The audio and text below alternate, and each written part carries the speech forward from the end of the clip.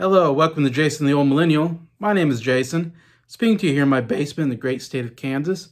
And in today's video, I'm continuing my ranking of MCU movies from Iron Man to Avengers Endgame, so 22 movies in all. My first video, I did 22 through 20. This video, I'm going to do 19 through 17, or 16, sorry. 19 through 16, I'm going to cover 4 movies in my rankings here on Jason the Old Millennial.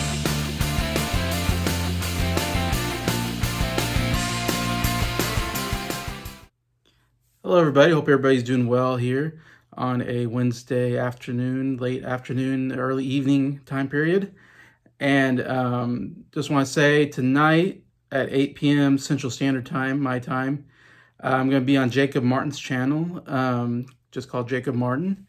And we're going to talk about the movie Dr. Strangelove, as he is going through all of Stanley Kubrick's films. And so we're doing a combined collaboration to talk about that specific film. So anybody who's watching this now, hopefully you can go on Jacob Martin's channel tonight and watch us talk about that and give your opinion on that movie. Anyway, so going on from that, I am continuing to rank all the MCU movies from Iron Man to Avengers Endgame, stopping there because it seems to end the whole storyline of the Infinity Wars and all that. So I think it's a good stopping point to look back. And I rewatched all these movies recently to be able to kind of really compare them and rank them the best I can. Anyway, so starting with number 19 on my list. Number 19 is Iron Man 2. Came out in 2010. Second movie in the series with Robert Downey Jr. playing the Tony Stark Iron Man character. This one, I remember seeing in theaters and being kind of disappointed because I was a big fan of Iron Man. And I don't know, this movie just didn't really, just not as funny. I thought the storyline was not as good. I didn't enjoy it nearly as much. It felt a little long. A lot of storylines put in here. We get Nick Fury and Black Widow is introduced, which is a great character. But the whole Nick Fury coming in kind of in the middle, and then it kind of changes the movie. And I don't know, so there's a little much going on in it. And just overall, it was just kind of a boring movie. And rewatching it, recently, I still stay and hold to that it was still kind of a boring movie compared to a lot of the MCU movies, and to me, my least favorite of the Iron Man trilogy. I would say my least favorite of any of the movies with Robert Downey Jr. and Iron Man in them as the main character. Yeah, and we get two kind of villains here, and I forgot to look up the names. Mickey Rourke plays this Russian son of a nuclear physicist guy who has a vendetta against Tony Stark and builds his own suit, I think called Whiplash, and goes after him. That's kind of the main villain of the movie with Mickey Rourke, who just came off of nominated for an Oscar, I believe, for The Wrestler. So he was a huge name at this point. And Mickey Rourke has such a great look. I mean, he looks like a bad guy anytime I see him in a movie because he has kind of a rough-looking face overall, and with the long hair, with the tattoos, and he's really well built. He definitely fits a good bad guy look. So I enjoyed that aspect of it, and he's also, a very good actor, and he does good with the Russian accent. I feel like he just wasn't in it enough. I feel like the end fight was not as climatic as I would like it to be. Yeah, it just kind of happens kind of quickly. Like he shows up and I'm like, all right, here comes this really cool fight. And it feels like they defeat him fairly easily and quickly. And it's like, oh, that's it. Like I was expecting something a little bit longer and a little more epic as the fight goes at the end. Anyways, but I mean, he has a great look, but I don't know. He wasn't, because he didn't really talk that much. He was not that interesting of a character, I think. Somewhat of a disappointment for me.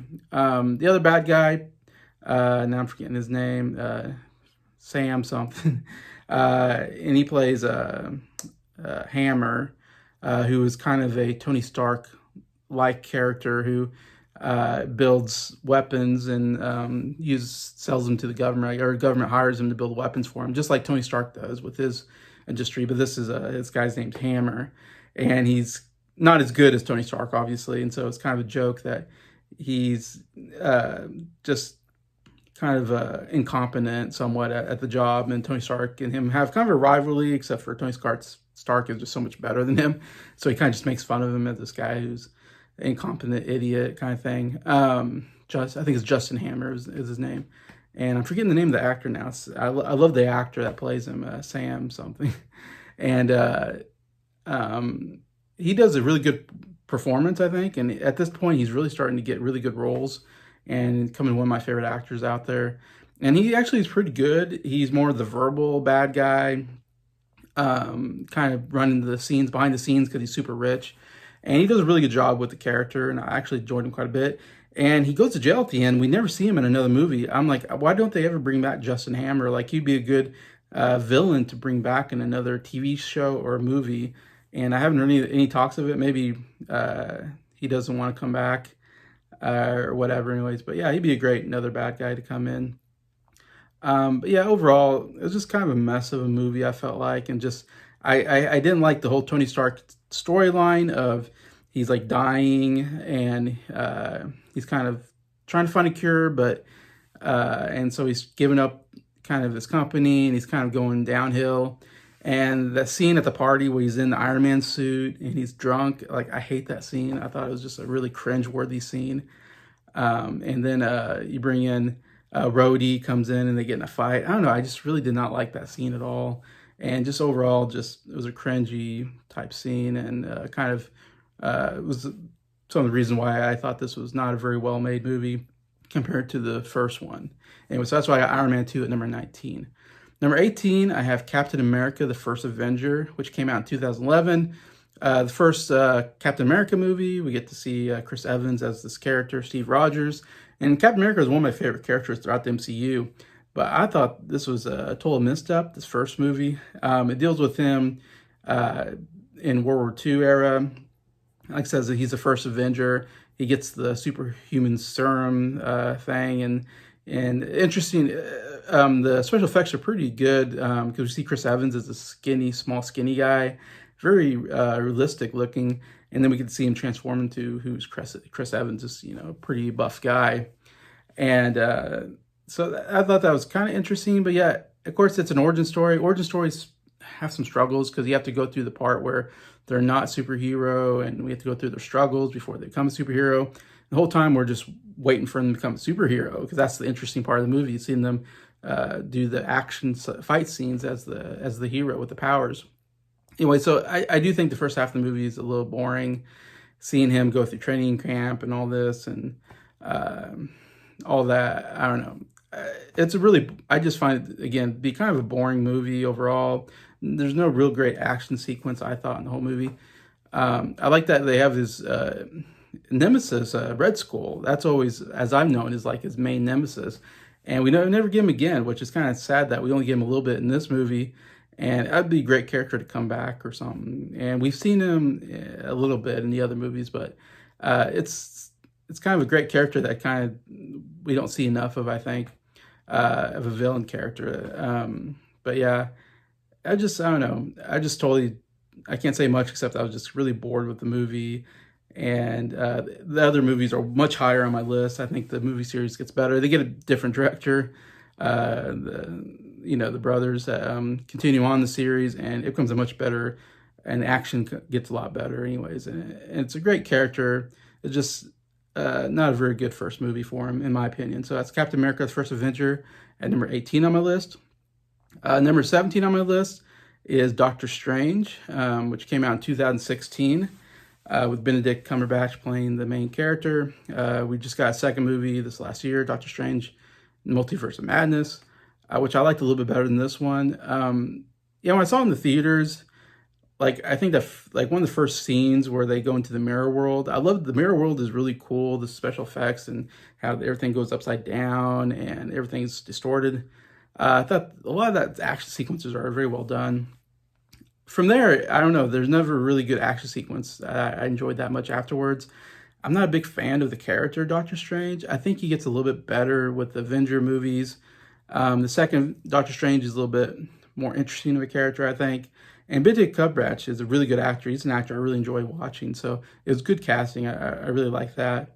Tilda Swinton's a very strange casting as the Ancient One.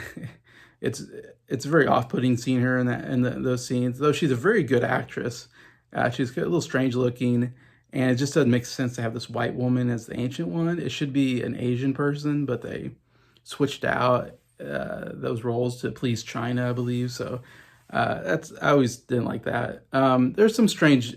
I don't like really weird, strange movies. This definitely has when she has him go into like this, otherworldly verse thing where he comes out of his body. Like some of that stuff is a little weird to me. I don't enjoy that as much. The villain is okay, not great. And the thing I think that bothers me most, and it's an okay movie. I think actually I give this just barely a recommendation. Like because I like Benedict Cumberbatch. He's good enough in the role that I would give it a light recommend. It's one I can watch again, though it's not one I watch very often. The thing that bothers me most about Doctor Strange, I think, is that the fact that when he gets his powers, he's really not a superhero or nothing special necessarily, I guess, except he's really smart. He's a medical doctor, surgeon, really good one, and he's just a really smart guy who like reads books, and then all of a sudden becomes this powerful wizard just because he reads books.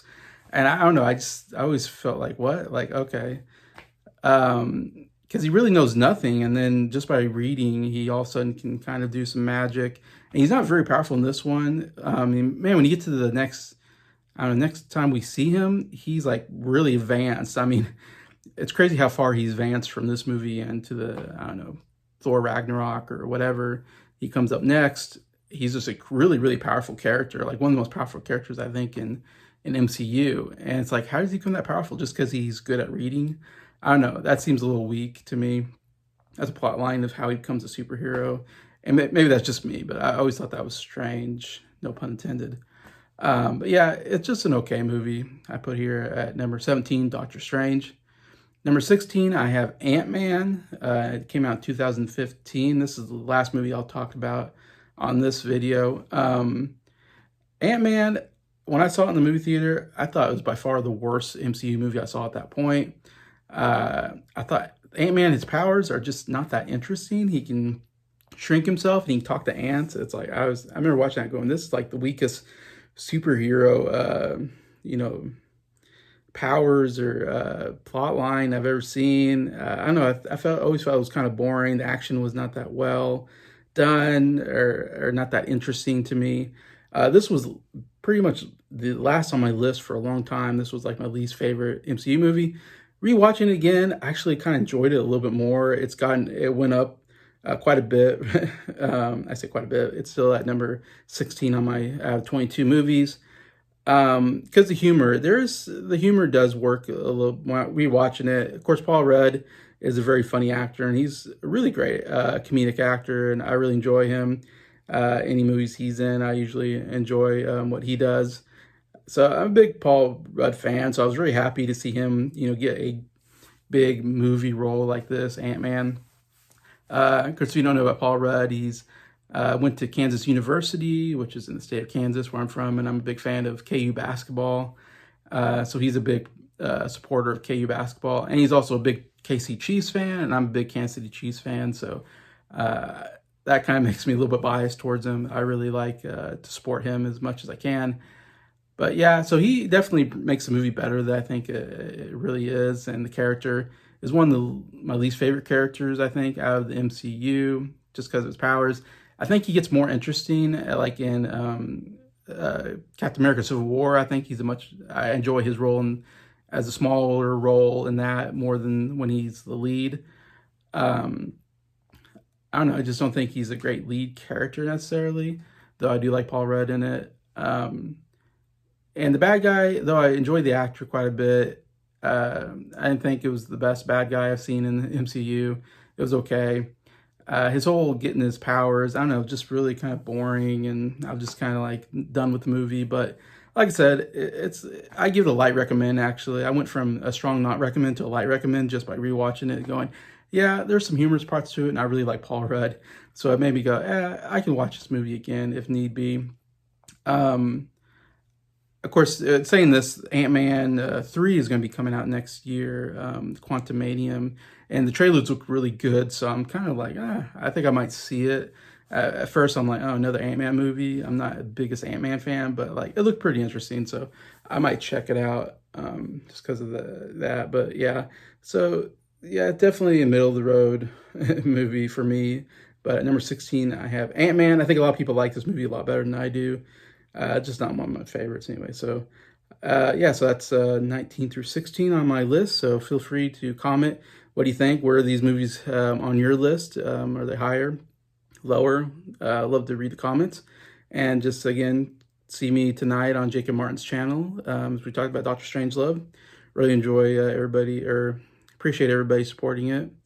And just thank you to everybody watching this video and liking it. And I just thank you to all the subscribers for supporting my channel. And I appreciate you all. I hope you have a good day.